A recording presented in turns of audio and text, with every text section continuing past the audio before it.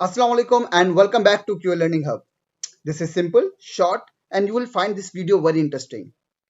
If you are asked to implement a food safety standard in any food industry, where will you start from?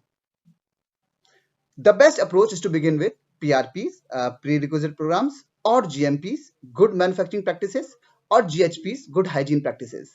Although there is a fine difference between these three, but generally all these three practices are referred as basic environmental and operational conditions that are necessary for the production of safe food. Now, what is included in GMPs?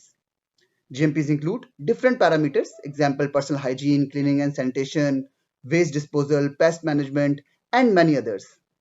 ISO TS 22002-1, our technical specification for PRPs, which comes under FSSC, has identified 15 basic hygiene and good manufacturing practices for a food manufacturing industry.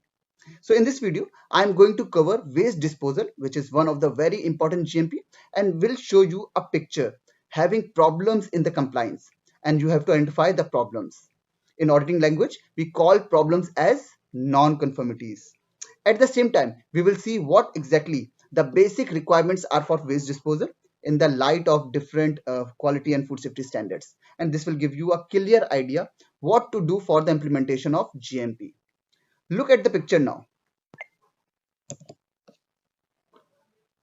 Is this bin clearly identified for the intended purpose?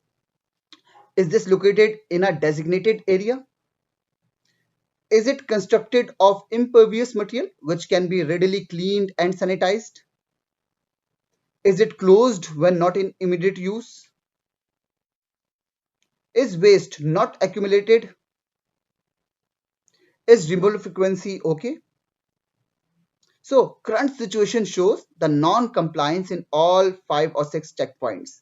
Now understand the basic requirements for proper waste disposal procedure. Containers for waste shall be clearly identified for the intended purpose, located in a designated area, constructed of impervious material which can be readily cleaned and sanitized, closed when not in immediate use, locked where the waste may pose a risk to the product. Provision shall be made for the segregation, storage and removal of waste. Accumulation of waste shall not be allowed in food handling or storage areas. Removal frequencies shall be managed to avoid accumulations with a minimum daily removal. So these are the basic things you need to do for waste disposal. Wait for the next video. Till then, goodbye.